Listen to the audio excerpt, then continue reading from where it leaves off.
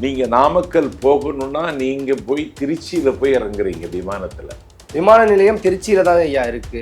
அதான் கேட்டேன். விமான நிலையம் சேலத்துல இருக்கு. திருச்சியிலிருந்து மண்ணச்சநல்லூர், முசிறி, தொட்டியம், காட்டுப்புத்தூர் தாண்டி நாமக்கல் போவது விட சேலத்தில் இறங்கி நாமக்கலுக்கு அரை மணி நேரத்தில் போயிடலாம். பாதுகாப்பு சரியாக காவல்துறை சைட்ல இருந்து கொடுக்கல, இதனாலதான் இந்த விபத்து நடந்திருக்கு அப்படிங்கிற ஒரு விஷயத்தையும் குற்றச்சாட்டா தமிழக அரசின் மீது வச்சுட்டு வராங்க. தம்பி விஜய் அவர்களே கரூர் கூட்டத்தில் பேசுவதற்கு ஆரம்பிக்கும் பொழுது என்னை பாதுகாப்பாக கொண்டு வந்து இந்த இடத்திற்கு கொண்டு வந்து சேர்த்த காவல்துறைக்கு நன்றி தெரிவித்துக் கொள்கிறேன் தான் அவருக்கு பேச்சே ஆரம்பிக்கிறார். முடிக்கும் போது கவனித்தீர்களா என்னன்னு தெரியல, முடிக்கும் போது ஒரு விஷயம் சொல்லிதான் முடிக்கிறார். காவல்துறை உங்கள் கைகள் என்ன கட்டப்பட்டுள்ளதா, மக்களே எஜமானர்கள் அப்படிங்கிற ஒரு விஷயத்தை முன் வச்சார். காவல்துறை தன்னுடைய கடமையை முறையாக செய்திருக்கிறது. நீங்க 10,000 பேர் வருவீங்கன்னு சொன்னீங்க, நீங்க 27,000 பேர் வந்துட்டீங்க. 10,000 பேரை பாதுகாப்பதற்கான எல்லா ஏற்பாடுகளையும் திட்டமிட்டு செய்துட்டாங்க. 27,000 பேர் வந்துட்டீங்க, பெரிய இது இல்லை. அந்த 27,000 பேரை சந்திப்பதற்கு குறித்த நேரத்துக்கு வரணுங்கிற திட்டமே இல்லையே தம்பி விஜய்கிட்ட. அதிகாரத்தில் இருக்கிற கட்சி திமுக, அவங்க எங்கே வேணாலும் கூட்டம் நடத்த முடியும். ஆனால் எங்கே நடத்தினாங்க தெரியுமா? செப்டம்பர் 17 நிகழ்ச்சி கோடாங்கிப்பட்டியில் நடத்தினாங்க. கரூர்லேருந்து 15 கிலோமீட்டருக்கு அந்த பக்கம் இருக்க கோடாங்கிப்பட்டி அங்கே நடத்துகிறாங்க. ஏன்னா பொதுமக்களுக்கு எந்த விதமான இடையூறும் வந்துவிடக்கூடாதுங்கிற கரிசனமும் கவலையும் திமுக தலைமைக்கு இருந்தது. குழந்தைகள், முதியவர்கள் வர வேண்டாம்னு விஜய் சொன்னார்ல, சொல்லியிருக்காரு. வர்றாங்கல்ல, அவங்கள அந்த இடத்திலே அப்புறப்படுத்துவதற்கு நீ ஆட்களை நியமிக்கல.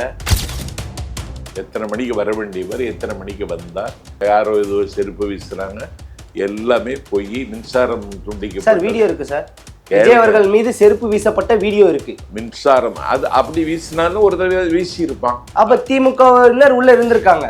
இல்ல ஒரு தான் வீசி இருப்பான். முதல்ல ஒரு கூட்டத்தில் எப்படி சார் ஒரு கட்சியோட தொண்டன் எப்படி சார் ஒரு தலைவர் மீது செருப்பு வீசுவான்? சட்டைகள்ல கத்தியால் கீறப்பட்டுள்ளது அப்படிங்கிற ஒரு குற்றச்சாட்டையும் முன்வைக்கிறாங்க சார். சட்டை இல்லையா? ஆமா, கத்தியால கூட இருந்த தொண்டர்களை கீறப்பட்டது அப்படிங்கிற ஒரு குற்றச்சாட்டை வைக்கிறாங்க. இதற்கு பின்னாடி செந்தில் பாலாஜியோட சதி இருக்கு அப்படிங்கிற ஒரு விஷயத்தை சொல்றாங்க. கிடையாது, செந்தில் பாலாஜிக்கு அந்த மாதிரி ஈனத்தனமான காரியங்களை அவர் ஈடுபட மாட்டார்.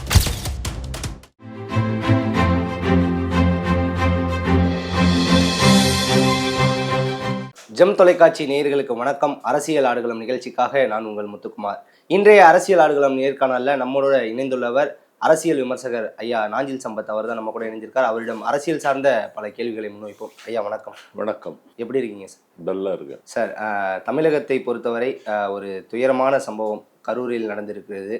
தமிழக வெற்றி கழகத்துடைய தலைவர் விஜய் அவர்கள் மக்களை சந்தித்து பரப்புரை மேற்கொள்வதை தொடர்ச்சியாக வைத்துள்ளார். இதில் நாமக்கல் கரூர் சென்றவை கரூரில் 39க்கும் மேற்பட்டோர் இறந்துள்ளார்கள். 40 பேர் இறந்துள்ளார்கள். 100க்கும் மேற்பட்டோர் மருத்துவமனையில் சிகிச்சைக்காக இருக்கிறார்கள். இந்த சம்பவத்திற்கு பின்னணி எதுவும் இருக்கிறதா? இந்த சம்பவத்தை குறித்து நீங்கள் என்ன சார் நினைக்கிறீங்க? இந்த சம்பவத்திற்கு பின்னணி நிச்சயமாக இருக்க வாய்ப்பில்லை. திட்டமிடாத விஜயின் தலைமை, முன்னேற்பாடுகள் எதையும் மேற்கொள்ளாத தமிழக வெற்றி கழகத்தின் நிலைப்பாடு, காட்டாறு ஊருக்குள் புகுந்து வருவதை போல் கரூருக்குள் புகுந்த கூட்டத்தை கட்டுப்படுத்துவதற்கு காவல்துறை நடவடிக்கை எடுத்தாலும் பகல் 2 மணிக்கு வர வேண்டிய விஜய் இரவு 7 மணிக்கு வருகிறார். ஆனால் அவருடைய எக்ஸ் தளத்தில் 12 மணிக்கு கரூருக்கு வருவதாக அவர் சொல்லியிருந்தார். 12 மணிக்கு வருவதாக சொன்னதால் 11 மணிக்கே விஜய் தொண்டர்கள் அங்கே கரூரில் குவிந்து விட்டார்கள். 7 மணிக்கு வரைக்கும் அந்த கூட்டத்தை தக்க வைப்பதும் ரொம்ப சிரமமான காரியம். உண்பதற்கு உணவில்லை, குடிப்பதற்கு தண்ணீர் இல்லை. இந்த வேல்சாமி புறத்தில் இவர்கள் ஆக்கிரமித்து கொண்டதனால் கடை வியாபாரிகள் எல்லாம் கடை அடைத்து விட்டார்கள். ஆகவே ஒரு கட்சியினுடைய ஊர்வலம் என்றால் கடை திறந்திருக்க வேண்டும். ஆகவே இந்த கூட்டத்திற்கு பின்னால் மக்களுக்கே ஒரு அச்சம் வந்ததனால் கடை அடைத்து விட்டார்கள். அதனால விஜயனுடைய தலைமை பண்பு இதிலே அப்பட்டமாக இன்றைக்கு அம்பலமாகி இருக்கிறது. இதை எப்படி அவர் மீண்டு கொண்டு வரப் போகிறார் என்கிற இதை யோசித்தால்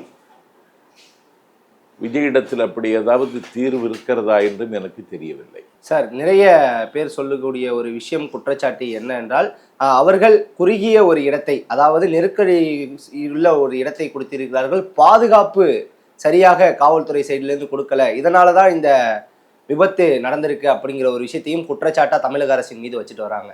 தம்பி விஜய் அவர்களே கரூர் கூட்டத்தில் பேசுவதற்கு ஆரம்பிக்கும் பொழுதே என்னை பாதுகாப்பாக கொண்டு வந்து இந்த இடத்திற்கு கொண்டு வந்து சேர்த்த காவல்துறைக்கு நன்றி தெரிவித்துக் கொள்கிறேன் தான் அவருக்கு பேச்சே ஆரம்பிக்கிறார். முடிக்கும் போது கவனித்தீர்களா என்னன்னு தெரியல, முடிக்கும் போது ஒரு விஷயம் சொல்லிதான் முடிக்கிறார். காவல்துறை உங்கள் கைகள் என்ன கட்டப்பட்டுள்ளதா, மக்களே வந்து எஜமானர்கள் அப்படிங்கிற ஒரு விஷயத்தை வந்து முன் வச்சார். மக்களே தான் எஜமானர்கள். காவல்துறை தன்னுடைய கடமையை முறையாக செய்திருக்கிறது. தாவேக்கா என்கிற கட்சி கடமை தவறிய கட்சி. தாவேக்கா என்கிற கட்சி கண்ணியம் இழந்தவர்களின் கட்சி. தாவேக்கா என்கிற கட்சி கட்டுப்பாடு இல்லாத கட்சி என்பது இப்போது நிரூபணமாகி இருக்கிறது. சார், அங்க உள்ள தொண்டர்கள் பலர் அந்த களத்துல வந்து மீண்ட ஒரு சிலர் வந்து சொன்ன பேட்டியில சொல்லக்கூடிய ஒரு விஷயம் என்றால், அங்க காவல்துறை பாதுகாப்பிற்கே இல்லை, வாகனங்களில் காவல்துறை அமர்ந்திருந்தார்கள், பாதுகாப்பிற்கு காவல்துறை இல்லை அப்படிங்கிற ஒரு குற்றச்சாட்டை முன்வைக்கிறாங்க. இதை எப்படி பாக்குறீங்க? இதெல்லாம் தவறான தகவல். ஏன்னா காவல்துறை உரிய பாதுகாப்பு கொடுத்தது. ஒரு 8:45 மணிக்குத்தான் அவர் சென்னையிலிருந்து புறப்படுகிறார் விமானத்தில். ஆனால் 10 மணிக்கு அவர் நாமக்கல்ல பேசணும். சரி, அதுலயாவது அவர்களுக்கு திட்டமிடல் இருக்கிறதா? நீங்க நாமக்கல் போகணும்னா நீங்க போய் திருச்சியில போய் இறங்குறீங்க விமானத்துல. விமான நிலையம் திருச்சியில தான் ஐயா இருக்கு. அதான் கேட்டேன். விமான நிலையம் சேலத்துல இருக்கு. திருச்சியிலிருந்து மண்ணச்சநல்லூர், முசிறி, தொட்டியம், காட்டுப்புத்தூர் தாண்டி நாமக்கல் போவதை விட சேலத்தில் இறங்கி நாமக்கலுக்கு அரை மணி நேரத்தில் போயிடலாம். இந்த குறைந்தபட்ச அறிவு கூட அந்த கட்சியில் இருக்கிறவங்க இல்லையேங்கிறது நினைச்சா எனக்கு ரொம்ப வலிக்குது. அதனால திட்டமிட தெரியல, அதை தன்னை வெளிப்படுத்த வேண்டும் என்கிற வெறியும் அரசியலையும் சினிமாவாக மடை மாற்றுகிற முட்டாள்தனமும் தான் நடந்திருக்கே தவிர அவர் எந்த ஊர்லயாவது பிரச்சனைகளை பேசுகிறாருன்னா அதுவும் கிடையாது. திராவிட முன்னேற்ற கழகத்தை விமர்சிப்பதற்கு இருக்கிற உரிமையை நாஞ்சில் சம்பத் மறுக்கவில்லை. இந்த விமர்சனத்தை திராவிட முன்னேற்ற கழகம் எதிர்கொள்ளும். Right to differ, right to criticise. ஆனால் நாமக்கல்ல என்ன பிரச்சனை? 4.5 லட்சம் முட்டைகள் அமெரிக்காவுக்கு ஏற்றுமதி ஆக முடியாமல் இன்றைக்கு, அதை விட கிட்டணி திருட்டு அப்படிங்கிற ஒரு விஷயம், அதெல்லாம் பிரச்சனை. இன்னைக்கு நாமக்கல்ல 4.5 லட்சம் முட்டைகள் உற்பத்தி செய்யப்பட்ட முட்டைகள் அமெரிக்கா வர்த்தக போர் தொடங்கியதற்கு பிறகு முட்டை ஏற்றுமதி செய்யப்படவில்லை. கோழிப்பண்ணையை நிர்வகிக்கிறவர்கள் சொல்லுணாத துயரத்திற்கு ஆளாகி இருக்கிறார்கள். கோழிப்பண்ணையிலே ஊழியம் செய்யக்கூடிய ஊழியர்களுக்கு சம்பளம் கொடுக்க முடியவில்லை. நாமக்கலே ஸ்தம்பித்து கிடக்கிறது. தமிழ்நாட்டில் லாரி பஸ்ஸுக்கு பாடி கட்டும் தொழிலுக்கு தமிழ்நாட்டில் முக்கியமான இடம் நாமக்கல். அந்த நாமக்கல்ல அந்த தொழிலுக்கு இன்றைக்கு ஒரு பெரிய தேக்கம் ஏற்பட்டிருக்கிறது.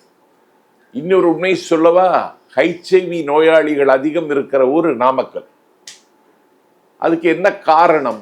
இதற்கு என்ன தடுப்பு நடவடிக்கை, என்ன செய்யலாம்? இது பற்றியெல்லாம் அவர் எதுவுமே பேசல. இதெல்லாம் வந்து நம்ம ஆளுகின்ற ஆளுங்கட்சியே பேசாத போது அரசியலில் புது கட்சி ஆளுங்கட்சி அதை தவிர்க்கத்தான் நடவடிக்கை எடுக்கும். எடுத்துட்டு தான் இருக்காங்க. ஆளுங்கட்சி அதை தவிர்ப்பதற்கு என்னெல்லாம் செய்ய வேண்டுமோ நோய் தடுப்புக்கு மருந்து கொடுக்கிறார்கள். நோய்களை கட்டுப்படுத்துவதில் தமிழ்நாடு அரசு இயங்குவது மாதிரி, அதிலும் நம்முடைய அமைச்சர் மாசு இயங்குவது மாதிரி ஒரு அமைச்சர் இதுவரைக்கும் இயங்கலை. அதனால அரசு செய்ய வேண்டிய கடமை அரசு செய்து கொண்டுதான் இருக்கிறது. அரசு செய்து கொண்டிருந்த கடமைகள் கரெக்டாக இருந்தால் எப்படி அங்க பிரச்சனைகள் இன்னும் இருந்து கொண்டுதான் இருக்கிறது? நாமக்கல்லை பொறுத்தவரை பிரச்சனை இருக்கத்தான் செய்யும். அதைத்தான் நீ பகிர்ந்திருக்கணும். நீ நாமக்கல்ல போய் நின்றுட்டு அதைத்தான் பகிர்ந்திருக்கணும். அந்த மக்களுக்கு துயரத்தை நீ வெளிப்படுத்தி இருக்கணும். அப்போ அவங்களுக்கு ஒரு ஆறுதல் கிடைச்சிருக்கும். நீங்கள் அந்த பிரச்சனை ஒன்றும் செய்யலை. அது மாதிரி விசைத்தறிக்கு பெயர் பெற்ற இடம் கரூர். இன்னைக்கு என்னுடைய நண்பர்களெல்லாம் கரூர்லேருந்து பேசுகிறாங்க. விசைத்தறி இவ்வளவு மோசமாக வந்திருக்கிறது. வர்த்தக போர் ஆரம்பித்ததற்கு பிறகு ஏற்றுமதி முற்றிலுமாக தகர்க்கப்பட்டு விட்டது. ஒரு 4 பெட்ஷீட் வாங்கணும்னா கூட நாஞ்சில் சம்பத்து கரூர்லேருந்து தான் நான் வாங்குவேன். இப்போ என்னுடைய தம்பியினுடைய மகனுடைய வீடு திறப்பு விழா நடந்தது. தந்தை பெரியாரின் தன்மான கொள்கையின் மீது ஈடுபாடு வைத்திருக்கிற என்னுடைய ஆறுயிர் தம்பி வாய்மேடு அதிகமான இடத்துல ஒரு 4 பெட்ஷீட் அனுப்பி தருவியா, உனக்கு காசு நான் போட்டு விடுறேன்னு சொல்லி, நான் இப்போ ஒரு 4 பெட்ஷீட்னா பெட்ஷீட்டு மாதிரி இல்லை, அது ஒரு மெத்தை மாதிரி இருக்கும். அதெல்லாம் தயாரிக்கிற இடம். அந்த துணியில என்னெல்லாம் வெளிநாட்டுக்கு ஏற்றுமதி செய்யக்கூடிய தகுதியான நுட்பமான பணிகளெல்லாம் நடைபெறுகிற இடம் கரூர். அதை பற்றியெல்லாம் அவர் எதுவுமே சொல்லலை. திமுக அரசின் மீது பழி போடுவது மட்டும்தான் அவரது நோக்கமே தவிர வேற எந்த நோக்கமும் அவருக்கு இல்லை. இந்த வந்திருந்த தொண்டர்களை பாதுகாப்பாக திருப்பி அனுப்ப வேண்டும் என்று சொல்லக்கூடிய பொறுப்புணர்வு கூட இல்லை விஜய்கிட்ட. சார், கரூரை பொறுத்தவரை முப்பெரும் விழா, திராவிட முன்னேற்ற கழகத்துடைய முப்பெரும் விழா நடந்துச்சுங்க இல்லையா? அதுக்கு போட்டுள்ள காவல் பாதுகாப்பு அப்படிங்கிற ஒரு விஷயத்த தாண்டி இந்த ஒரு விஷயத்துக்கு பாதுகாப்பு அந்த அளவு கொடுக்கல அப்படின்னு சொல்லிட்டு பாரதிய ஜனதா கட்சியோட முன்னாள் மாநில தலைவர் அண்ணாமலை அவர்கள் சொல்லுவார். உங்களுடைய கட்சி மீட்டிங் மாநாடுனா கரெக்டான பாதுகாப்பு காவல்துறையை அனுப்பக்கூடிய திமுக எதிர்கட்சினா ஏன் இப்படி பண்றீங்க அப்படிங்கிற கேள்வியை முன் வச்சிருக்காரு. எத்தனை மணிக்கு பேசணும் சார்? அதுக்கும் விளக்கம் கொடுத்திருக்காரு அண்ணாமலை அவர்கள் விளக்கம் கொடுத்துள்ளார். காவல்துறை செய்து பாருங்க, 10 மணி முதல் 3 மணிலிருந்து 10 மணி முதல் அதிகாரத்தில் இருக்கிற கட்சி திமுக.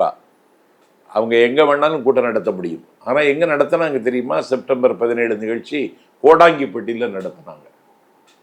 கரூர்ல இருந்து 15 கிலோமீட்டருக்கு அந்த பக்கம் இருக்கு கோடாங்கிப்பட்டி. அங்க நடத்துறாங்க. ஏன்னா பொதுமக்களுக்கு எந்த விதமான இடையூறும் வந்துவிடக்கூடாதுங்கிற கரிசனமும் கவலையும் திமுக தலைமைக்கு இருந்தது. ஆனால் நடு வழியில் ஒரு பெரிய காரில் வந்து அந்த முண்டி அடித்து கொண்டு முன்னேறுகிற கூட்டத்தை பேசாமல் இருங்கன்னு கூட சொல்லுவதற்கு அவருக்கு முடியலைன்னா, அப்போ இவர் கட்டளை இட்டாலும் அந்த கட்டளை கேட்டுக்கொள்ளுகிற இடத்துல அந்த தொண்டர்கள் இல்லை என்பது தமிழ்நாட்டு அரசியலில் ஆரோக்கியமான போக்கல்ல. நீங்கள் மக்கள் தலைவர் எம்ஜிஆர் பேரையே உச்சரிக்க தகுதி இல்லை உங்களுக்கு.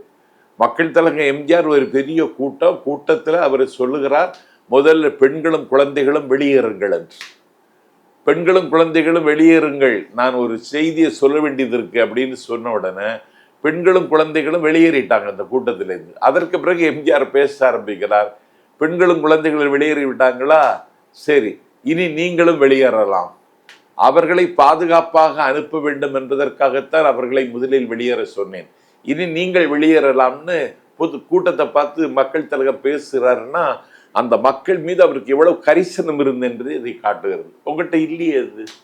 சார், அண்ணாமலை அவர்கள் சொன்ன ஒரு விஷயம், 3 மணிலிருந்து 10 மணி முதல் நம்ம அங்கே வந்து பர்மிஷன் லெட்டர்லேயே வந்து இந்த டைமை வந்து மென்ஷன் பண்ணியிருக்காங்க, அந்த 10 மணிக்குள்ளே எப்போ வேணால் நடக்கலாம் அப்படிங்கிற ஒரு விஷயத்தை வந்து முன்வைக்கிறாரு. நான் என்ன சொல்கிறேன், குழந்தைகள் முதியவர்கள் வர வேண்டாம்னு விஜய் சொன்னார்ல, சொல்லியிருக்காரு. வர்றாங்கல்ல, அவங்கள அந்த இடத்துலயே அப்புறப்படுத்துவதுக்கு நீ ஆட்களை நியமிக்கல, வர வேண்டாம், அதுக்கு நீங்க வரவே கூடாதுன்னு சொல்லி அவங்கள தடுத்து நிறுத்த செய்யல. நீ அங்கேயே தவறு நடந்துடுச்சு. கண்காணிப்பதற்கு என்ன பாருங்க, இப்போ கோடாங்கிப்பட்டியில கூட்டம் திமுக கூட்டம்னு சொன்னா எங்கள் கட்சியினுடைய மாவட்ட செயலாளர்கள் நிர்வாகிகள் தலைநாளை எங்கே போய் பார்ப்பாங்க.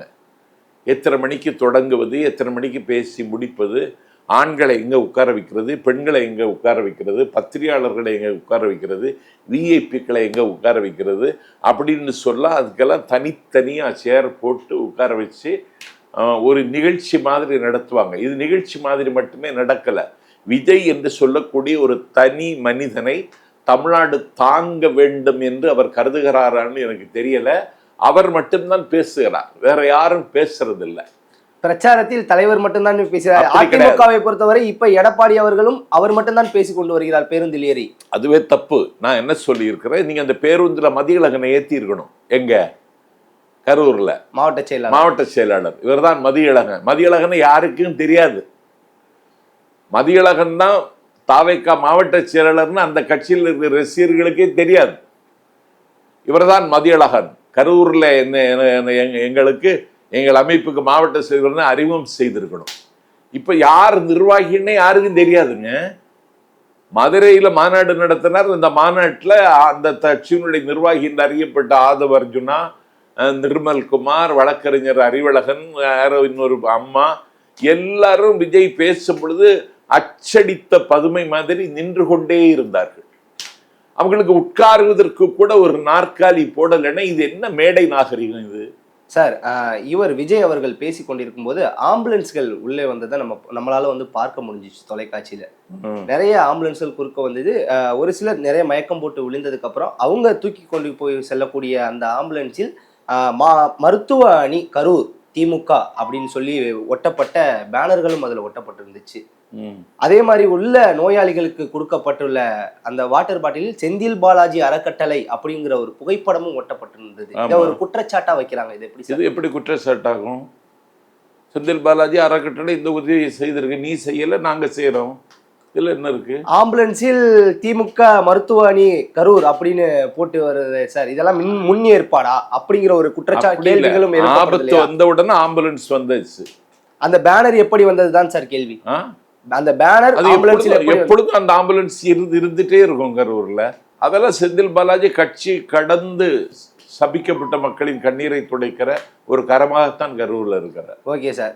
விஜய் அவர்கள் பேசி முடித்து விட்டு அவர் கரூரில் இருந்து சென்னையை நோக்கி பயணம் வைத்து விட்டார். ஆனால் ஆம்புலன்ஸ் செல்வதற்குள் செந்தில் பாலாஜி அங்கே வந்துள்ளார். அன்பில் பொய்யாமொழி மகேஷ் அவர் வந்துள்ளார். முதலமைச்சர் இரவே சென்றுள்ளார். இதை எப்படி சார் பாக்குறீங்க?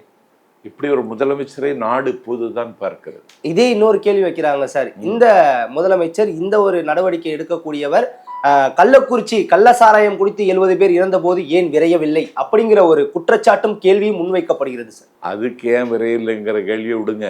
நான் என்ன கேட்குறேன், எனக்கு தூக்கம் வரவில்லை. ஒரு நலிவுற்ற முதலமைச்சர். சமீபத்தில் தான் அவர் சிகிச்சை மேற்கொண்டு வந்திருக்கிறார். எனக்கு தூக்கம் வரவில்லை, நான் இரவே புறப்படுகிறேன் என்று இரவே புறப்படுகிறார் முதலமைச்சர்.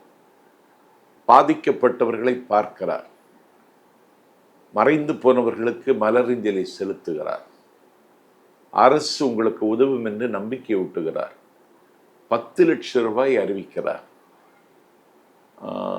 காயமுற்றவர்களுக்கு நிதி அறிவிக்கிறார். நீங்க இந்த அரசு இன்றைக்கு உங்களுக்கு பாதுகாப்பாக இருக்கின்ற ஒவ்வொருவரிடத்திலும் வணக்கத்தோடு சொல்லுகிறார். வெற்றி கொண்டான் ஒரு திமுக பேச்சாளர் இருந்தார். அவர் சொன்னார், எங்க இளவு விழுந்தான்னு நாங்க தானடா அப்படின்னு கேட்டார், பேசுவார். அது மாதிரி அதை செய்ய வேண்டியவர் தம்பி விஜய். ஆனா அது அண்ணன் ஸ்டாலின் செய்தார். விஜய் அவர்களும் நிவாரண நிதி அறிவித்திருக்கிறார். இறந்தவர்கள் குடும்பத்திற்கு 20 லட்சம், காயமற்றவர்கள் குடும்பத்திற்கு 2 லட்சம் நிவாரணம். ஒரு உயிருக்கு ஈடாகுமா? ஈடாகவே செய்யாது. அது கொடுப்பாருன்னு தெரியாது இல்ல, எண்ணுகிறேன்னு தான் சொல்லியிருக்காரு. இதுக்கு முன்ன கொடுத்துருக்கணும்ல, பாதிக்கப்பட்டவர்களை போய் பார்த்துருக்கணும்ல சார். அதே கேள்விதான் சார் முதல்வர் அவர்கள் மீது வைக்கிறவர்கள். இங்க சென்னை மெரினா கடற்கரையில யாரு இது நடந்துச்சு இல்லையா, அப்ப முதல்வர் நடந்துச்சு ஏர்போர்ஸ். ஆமா, அதுல முதலமைச்சரும் அங்கதான் இருக்காரு, துணை முதலமைச்சரும் அங்க இருக்காரு. 5 பேர் இறந்தார்கள். அப்ப இவர்கள் இருவரும் நேரில் இருந்து கூட பார்க்கவில்லை அப்படிங்கிற ஒரு கேள்வியை முன்வைக்கிறாங்க. பாருங்க, சம்பந்தப்பட்ட அமைச்சர்கள், சம்பந்தப்பட்ட அதிகாரிகள் எடுக்க வேண்டிய நடவடிக்கைகள் எல்லா இடத்துலையும் முறையா செய்துட்டு தான் இருக்காங்க. கரூர் ஒரு கோரமான விபத்து, துரதிர்ஷ்டமானது. 1000 கனவுகளோடு பயணத்தை தொடங்கி இருக்கிற தம்பி விஜய்க்கு ஒரு மிகப்பெரிய பின்னடைவு இதில் ஏற்பட்டிருக்கிறது. ஆனால் திராவிட முன்னேற்ற கழகத்தின் மீது மட்டுமே தாக்குதல் நடத்துகிற தம்பி விஜய் இப்படி ஒரு சூழலுக்கு தள்ளப்பட்டார் என்பதில் வருத்தம் திமுக தலைமைக்கு இருக்கிறது. அதனால தான் இதில் அரசியலையே பார்க்காம தமிழ்நாடு, நான் முதலமைச்சர், இந்த நாட்டில் யார் எந்த கட்சியில் இருந்தாலும் அவர்களுக்கு பாதுகாக்க வேண்டிய கடமை ஏன் கடமைன்னு சொல்லி இன்றைக்கி அந்த கடமை சேராது. அதனால் எங்கேயும் எங்கே என்ன நடந்தாலும் அதை பாதுகாக்கிற பொறுப்பும் பரிபாலிக்கிற பொறுப்பும் இன்னும் சொல்லப்போனால் பண்பாடும் அண்ணன் ஸ்டாலினுக்கு இருக்கு என்பதை நிரூபித்திருக்கிறார். ஸ்டாலினுடைய புகழ் இப்பொழுது வானளாவ இன்றைக்கு உயர்ந்திருக்கிறது. முதலமைச்சர் அவர்கள் பத்திரிகையாளரை சந்திச்சாங்க ஐயா இரவு. கரூரில் பத்திரிகையாளரை சந்திக்கிறாங்க. பத்திரிகையாளர்கள் கேள்வி வைத்த எல்லா விஷயத்துக்கும் வந்து பதில் சொல்லிட்டு இருக்கார். ஒரு பத்திரிகையாளர் குரல் எழுப்புகிறார், நீங்க போதுமான பாதுகாப்பு தராததுனால தானே இந்த விபத்து நடந்துச்சுன்னு பேச வந்த முதல்வர் செல்கிறார். இதையெல்லாம் வந்து சமூக வலைதளங்களில் பகிர்ந்துட்டு இருக்காங்க இந்த வீடியோல எல்லாம். இல்லை, அது முதலமைச்சர் பேசுறதுக்கு முன்னாடியே டிஜிபி பேசிட்டார். டிஜிபி பத்திரிகையாளர்களை சந்தித்து எல்லா விபரத்தையும் சொல்லிட்டார். எத்தனை மணிக்கு வர வேண்டியவர், எத்தனை மணிக்கு வந்தார், இந்த இது யாரோ இது செருப்பு வீசுறாங்க, எல்லாமே போய் மின்சாரம் துண்டிக்க. சார் வீடியோ இருக்கு சார், விஜய் அவர்கள் மீது செருப்பு வீசப்பட்ட வீடியோ இருக்கு. மின்சாரம் அது அப்படி வீசினாலும் ஒரு தடவை வீசி இருப்பான். அப்ப திமுகவினர் உள்ள இருந்திருக்காங்க. இல்ல ஒரு தடவை வீசி இருப்பான். அதெல்லாம் ஒரு கூட்டத்தில் எப்படி சார் ஒரு கட்சியோட தொண்டன் எப்படி சார் ஒரு தலைவர் மீது செருப்பு வீசுவான்? ஏது கட்சி தொண்டன்? தமிழக வெற்றி கழகத்துடைய தொண்டனே அவன் தலைவன் மீது எப்படி? தமிழக வெற்றி கழக தொண்டன் தான் வீசினான்னு உங்களுக்கு எனக்கு தெரியுமா? அப்ப மாற்று கட்சியினர் உள்ள இருந்திருக்காங்க. கட்சி அந்த கட்சின்னு யாருக்கு தெரியும்? அதெல்லாம் அதான் விசாரணை கமிஷன் போட்டிருக்கு. விசாரணை கமிஷன் மின்சாரம் துண்டிக்கப்பட்டதுன்னு சொல்லுங்க. மின்சாரம் துண்டிக்கப்படவே இல்லைன்னு இன்னைக்கு அதிகாரி வெளிப்படுத்திட்டாங்க. நீங்க அந்த மின்கம்பத்தில் ஏறினீங்க, அதனால மின்சாரம் துண்டிக்கப்பட்டு அதற்கு பிறகு அவங்களை இறக்கி விட்ட பிறகு உடனடியாக மின் இணைப்பு கொடுக்கப்பட்டதுன்னு அந்த மின்வாரி அதிகாரி அந்த அம்மா சொல்லியிருக்காங்க. சார் ஓய்வு பெற்ற நீதியரசர் அருணா ஜெகதீசனை வந்து நியமனம் பண்ணியிருக்காங்க. இவங்க மூலியமா வந்து விசாரணை நடக்க போகுது அப்படின்னு சொல்லியிருந்தாங்க. இதற்கு முன்னாடி நடக்க போகுது இல்ல, நடக்க தொடங்கியாச்சு சார். இதுக்கு முன்னாடி தூத்துக்குடியில் நடந்த ஸ்டெர்லைட் அதோட விசாரணையும் வந்து இவங்க தான் கவனிச்சாங்க. அதற்கான நீதி இன்னும் வரலையே. எங்க நீதி வரல?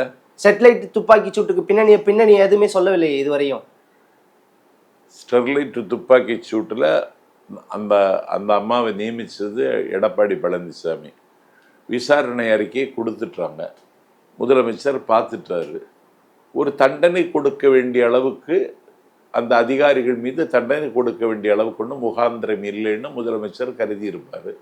அதனால் பணியில் தொடருங்க அப்படின்னு ஒரு மன்னித்து கூட விட்டுருக்கலாம். சார் பாஜக முன்னாள் மாநில தலைவர் அண்ணாமலை, அதாவது முன்னாள் IPS அதிகாரி, அவர் சொல்லக்கூடிய விஷயம், அஜித்குமார் ஒருவர் மரணத்திற்கு சிபிஐக்கு மாற்ற தெரிந்த முதல்வர் ஸ்டாலின் அவர்கள் 39க்கும் மேற்பட்ட உயிர்கள் போயிருக்கு, இந்த விசாரணையை தனி கமிஷன் அமைக்காம நீங்க சிபிஐக்கு மாத்தலாமே அப்படிங்கிற ஒரு முன்வைக்கிறார் கோரிக்கை.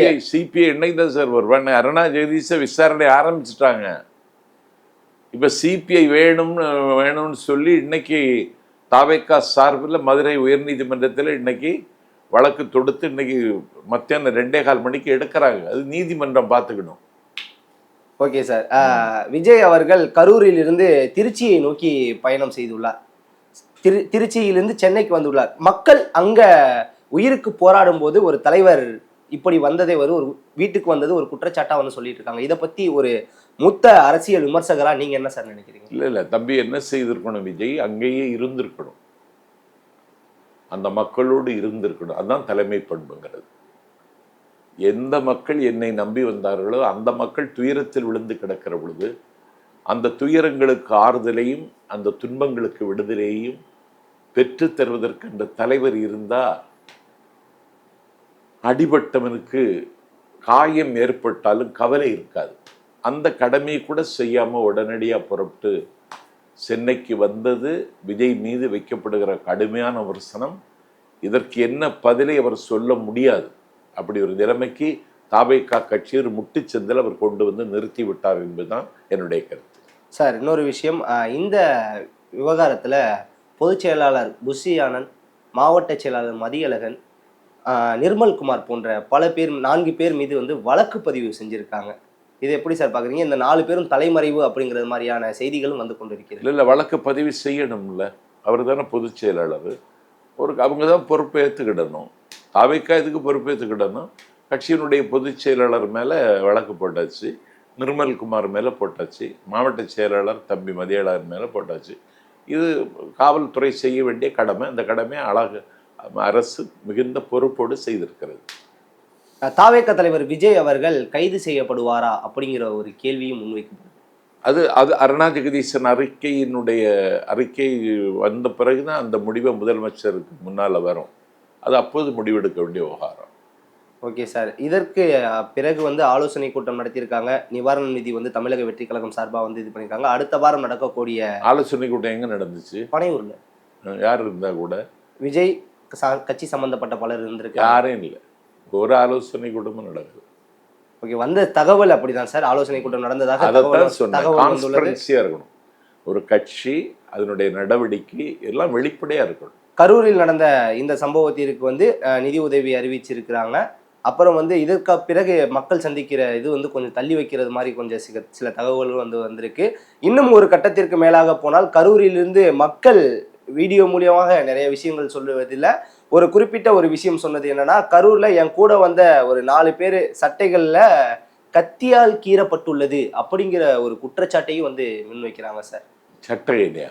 ஆமா, கத்தியால கூட இருந்த தொண்டர்களை கீறப்பட்டது அப்படிங்கிற ஒரு குற்றச்சாட்டை வைக்கிறாங்க. அது இந்த பிக் பாக்கெட் அடிக்கிறேன் ஏதாவது வந்திருப்பான். எப்படி சார் அவங்க கூட வந்த ஒரு 4 பேரை பார்த்து எப்படி sir pick pocket pick pocket அடிக்கிறேன் எல்லா இடமும் இருப்பான். இதற்கு பின்னாடி செந்தில் பாலாஜியோட சதி இருக்கு அப்படிங்கிற ஒரு விஷயத்தை சொல்றாங்க. கிடையாது, செந்தில் பாலாஜிக்கு அந்த மாதிரி ஈனத்தனமான காரியங்களை அவர் ஈடுபட மாட்டார் சார். இந்த பொதுக்கூட்டத்தில் ஜெனரேட்டர் ஆஃப் செய்யப்பட்டிருக்கு. அதற்கு பிறகு தொண்டர்கள் மேல காவல்துறை தடியடி. ஜெனரேட்டர் ஆஃப் செய்தது யாரு? அதை கண்காணிக்க வேண்டியது யாருக்கு பொறுப்பு? அதன் வரைக்கும் இருந்த காவல். நான் பேசிட்டு இருக்கேன். இன்னைக்கும் தஞ்சாவூர், பட்டுக்கோட்டை, பேராவூரணி, திருவையாறு போன்ற ஊருக்கு நான் பேச போனால் ஜெனரேட்டர் மூலமாக தான் கூட்டம் நடத்துவாங்க. ஆனால் அந்த ஜெனரேட்டர் தள்ளி வைக்கணும்னு நான் சொல்லிடுவேன். ஏன்னா அந்த சத்தம் என் மேடைக்கு என் காதில் கேட்கக்கூடாது. அந்த ஜெனரேட்டருக்கு பக்கத்தில் ஒரு ஆள் நிற்பார். அதை அணைஞ்சிடக்கூடாது அப்படின்னு பாதுகாக்க நிற்பார். அது கூட செய்யலை. அணைந்த நேரம் பார்த்து காவல்துறை தடியடி நடத்த நம்ம கூட்டம் உண்டுது இல்லை. கூட்டம் முண்டி அடித்து முன்னேறுகிற பொழுது கட்டுப்படுத்த காவல்துறை தடியடி நடத்தி தான் கட்டுப்படுத்தணும். வேற என்ன வழி? அவ்வளவு நேரம் பாதுகாப்புக்கு காவல்துறை இல்லைன்னு சொல்றாங்களே. என்னது பாதுகாப்புக்கு காவல்துறை வேன்ல அமர்ந்திருந்த காவல்துறை அந்த நேரத்தில் தடியடி. நீங்க 10,000 பேர் வருவீங்கன்னு சொன்னீங்க. நீங்க 27,000 பேர் வந்துட்டீங்க. 10,000 பேரை பாதுகாப்பதற்கான எல்லா ஏற்பாடுகளையும் திட்டமிட்டு செய்துட்டாங்க. 27,000 பேர் வந்துட்டீங்க. 27,000 பேர் வந்தது கூட பெரிய இது இல்லை. அந்த 27,000 பேரை சந்திப்பதற்கு குறித்த நேரத்துக்கு வரணுங்கிற திட்டமே இல்லையே தம்பி விஜய்கிட்ட. அதனால கட்டுக்கடங்காத ஒரு கூட்டம் முண்டி அடித்து முன்னேறுகிற பொழுது தடியடி நடத்தித்தான் அங்கு ஒரு அமைதியை உருவாக்க முடியும். இதுதான் காவல்துறை காலமாக செய்து வருகிற வேலை. அதைத்தான் இப்ப கரூர்லையும் செய்திருக்காங்க. ஓகே, அப்ப மக்கள் சொன்ன ஒரு விஷயம், தடியடி நடத்தும் போதுதான் அதிலிருந்து தப்பித்து ஓடுவதற்காக மக்கள் கீழே விழப்பட்ட மக்கள் தான் மேலே ஏறி மிதிக்கப்பட்டார்கள் அப்படிங்கிற ஒரு விஷயத்தை இல்லை. தடியடி நடத்துது இந்த கூட்டம் முண்டி அடித்து முன்னேறாமல் இருப்பதற்கு. அதுக்கு முன்னாடியே பசியாலையும் தாகத்தாலையும் இந்த மக்கள் புழு மாதிரி துடிச்சிட்டாங்க. அதுக்கெல்லாம் எந்த விதமான ஏற்பாடும் செய்யாத ஒரு கட்சியாக தாவேக கட்சி மாறி போனதே இதை கண்காணிக்கலையே தம்பி விஜய்ங்கிறது தான் எனக்கு இருக்கிற கவலை. இதற்கு பிறகு நடக்கக்கூடிய மக்கள் சந்திப்புல விஜய் அவர்கள் என்னென்ன மாற்றங்களை செய்யலாம் அப்படிங்கிற ஒரு விஷயத்த நீங்க நினைக்கிறீங்க? இந்த கார்ல பட்டின பிரவேசம் போறதெல்லாம் அவர் தவிர்க்கணும். கேட்டிங்களா? ஒரு மாவட்டத்துக்கு ஒரு கூட்டம் போடணும், பொதுக்கூட்டமா போடணும். குறிப்பிட்ட நேரத்துக்கு மேடைக்கு வரணும். பொதுக்கூட்டம்னா ஒரு ஆள் தலைவர், அந்த தலைவரை ஒரு ஆள் முன்மொழியணும், அந்த தலைவரை ஒரு ஆள் வழிமொழியணும். அந்த வரவேற்புக்குன்னு அந்த மாவட்ட செயலாளர் வரவேற்புரை பேசணும். அதுக்கப்புறம் நிர்வாகிகள் 4-5 பேர் பேசின பிறகு அந்த தலைவர் பேசினா தான் அந்த கூட்டம் செட்டா. திமுகவில் எல்லாம் வரவேற்பு குழு தலைவர்னு இருப்பார். அவர் தான் எல்லாத்துக்கும் பொறுப்பு. நான் கலந்து கொண்டு 1986 இந்திய எதிர்ப்பு மகாநாட்டில் நான் பாவேந்தர் படத்தை கோவை சிதம்பரம் பூங்காவில் திறந்தவெளி மகாநாட்டில் நான் திறந்து வைக்கிறேன். சின்ன பையன் நான். அப்போ நான் அந்த படத்தை நான் திறந்து வைக்கிற பொழுது வரவேற்பு குழு தலைவர் கண்ணப்பன், அரசியல் 1000 பிறை கண்ட பெருமகன், இந்த சின்ன பையன் என்னை கையை பிடிச்சி அழைச்சிட்டு அந்த படத்துக்கு கிட்ட திரைங்க சம்பத் அப்படின்னு சொல்லி நான் அந்த படத்தை திறந்து வைக்கிறேன். கேட்டிங்களா? இந்த ஃபார்மாலிட்டியெல்லாம் பின்பற்றுவது என்பது ஒரு ஒழுங்கு, ஒரு நேர்த்தி. இது தலைவர் மட்டும் வந்து தாட் பூட்டுன்னு ஏதாவது போட்டு கொட்டிட்டு போனால் அது கூட்டமாகாது, அது கும்பல். கூட்டத்துக்கும் கும்பலுக்கும் நிறைய வித்தியாசம். விஜய்க்கு கூடியது கும்பல், அது கூட்டம் அல்ல. உங்கள் சிறப்பான தகவலுக்கு ரொம்ப நன்றி சார். நன்றி.